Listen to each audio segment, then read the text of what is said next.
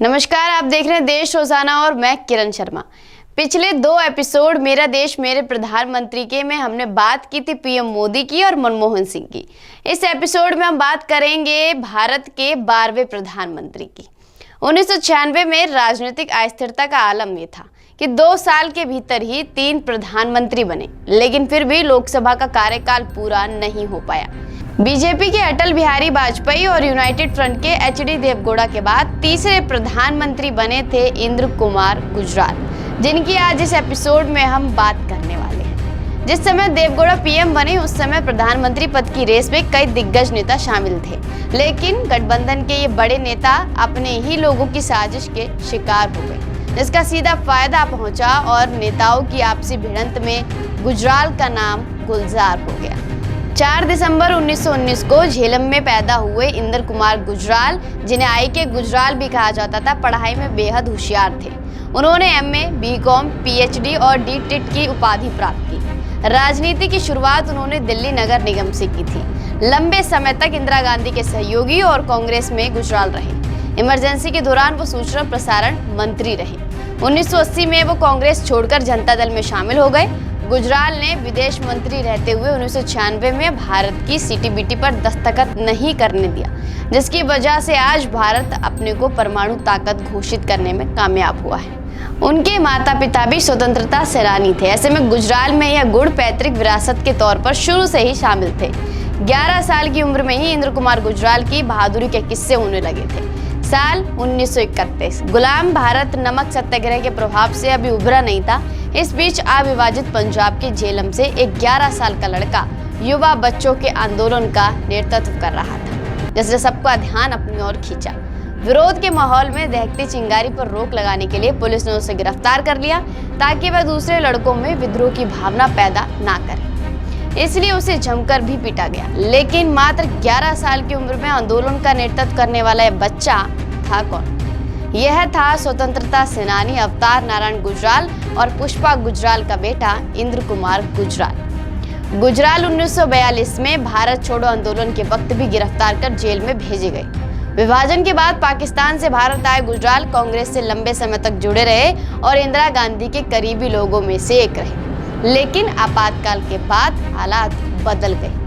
1975 में आपातकाल के दौरान आईके गुजराल सूचना और प्रसारण मंत्री थे।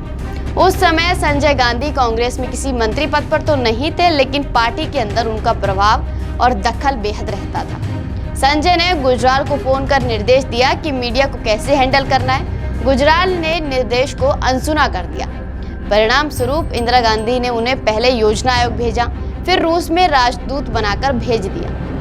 1977 में भी जनता पार्टी के समय में गुजराल रूस में राजदूत बनकर ही रहे।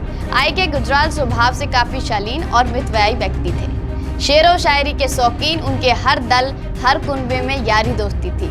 संभवतः ये ऐसे नाम थे जिन पर कोई भी पार्टी एक बार जरूर विचार करती। इधर सभी प्रमुख नेता जो एक दूसरे की टांग खींचने में व्यस्त थे, लेकिन गुजराल इस सबसे बिल्कुल अलग थे। यूनाइटेड फ्रंट में प्रधानमंत्री पद की रेस में एसआर बोबई, लालू प्रसाद यादव, जीके मुखनार और मुलायम सिंह सहित कई बड़े नाम शामिल थे, लेकिन इनकी परेशानी ये थी कि ये आपस में ही एक दूसरे के विरोधी थे। कई वजह थी कि कोई कदावर नेता पीएम पद हासिल नहीं कर पाया। उस दौरान सीताराम केसरी, चंद्रबाबू नायडू, मुलायम सिंह यादव और लालू यादव जैसे मजबूत नेताओं के नाम पर सहमति नहीं बन पा रही थी। हालांकि लालू ने ही इंद्र कुमार गुजराल का नाम प्रधानमंत्री पद के लिए आगे बढ़ाया था। इस बात का जिक्र लालू यादव ने अपनी biography Gopalganj to Raisina my political journey में किया है। पीएम पद के लिए गुजराल के नाम पर सहमति बनने का किस्सा भी बेहद दिलचस्प है। दिन भर चली मीटिंग के दौरान किसी के नाम पर सहमति नहीं बन पाई। रात में गुजराल मीटिंग छोड़कर सो गए। इस बीच उनके नाम का चयन हो चुका था। घर वालों की इजाजत से उनके कमरे में कुछ बड़े नेता गए। तेलुगु देशम पार्टी के एक सांसद उन्हें नींद से जगाने गए और उनसे कहा कि उठिए, अब आपको प्रधानमंत्री पद संभालना है। ये सुनते ही गुजराल ने खुश होकर उसे गले लगा लिया। इस तरह गुजराल ने 21 अप्रैल 1997 को देश के 12वें प्रधानमंत्री के पद के रूप में शपथ ली। 25 जून 1975 को ही इमरजेंसी लगाई गई थी। उस समय इंद्र कुमार गुजराल तत्कालीन सूचना प्रसारण मंत्री थे। उस दौरान चारों तरफ का माहौल बड़ा खराब था। विपक्ष के कई नेताओं की गिरफ्तारी की गई थी, अखबारों के दफ्तरों की बिजली काट दी गई थी, संपादकों से कहा गया कि वह आर्टिकल को छापने से पहले सरकार को दिखाएं।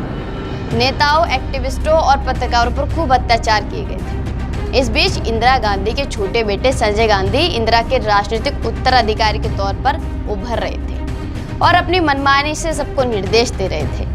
उनकी तानाशाही से इंदिरा सरकार के कुछ मंत्री भी हैरान और परेशान थे। आई.के. गुजराल भी उनमें से एक थे, जो उस समय सूचना और प्रसारण विभाग संभाल रहे थे। बिगड़ते माहौल में मनमानी के चलते गुजराल की संजय गांधी से बहस हो गई, जिसके चलते उनसे सूचना और प्रसारण मंत्री का पद छीन लिया गया। दरअसल संजय गांधी ने आई.के. गुजराल से कहा कि आकाशवाणी के न्यूज बुलेटिन को प्रसारण से पहले उनके पास भेजें। तब प्रसार भारती नहीं था और आकाशवाणी पर सरकार का सीधा नियंत्रण था। गुजराल ने न्यूज बुलेटिन ऑन एयर होने से पहले उसे संजय गांधी को दिखाने से दो टूक इनकार कर दिया। उन्होंने कहा कि मुमकिन नहीं है, वह खुद भी कभी न्यूज बुलेटिन के ऑन एयर होने से पहले नहीं देखते, तो संजय गांधी को कैसे दिखा दे। संजय और गुजराल की जब बातचीत चल रही थी तब बगल के कमरे में इंदिरा गांधी भी मौजूद थी और सब कुछ सुन रही थी। संजय गांधी को गुजराल से ऐसे जवाब की उम्मीद नहीं थी। बात बिगड़ ना जाए इसके लिए इंदिरा गांधी को दखल देना पड़ा और वह कमरे से बाहर आ गई। दोनों को शांत कराते हुए इंदिरा ने कहा कि इस मामले को बाद में देखेंगे। इंदिरा गांधी के दखल के बाद संजय तब तो चुप हो गई, लेकिन गुजराल ने जिस अंदाज में उनके आदेश को ना कहा था उससे वे बौखला गए थे और मन में उस बात को रखे घूम रहे थे। उसके कुछ दिन बाद गुजराल को प्रधानमंत्री आवास से फोन आता है कि मैडम आपसे मिलना चाहती हैं। उन्हें प्राइम मिनिस्टर हाउस से फोन आया कि पीएम यानी इंदिरा गांधी उनसे मिलना चाहती हैं।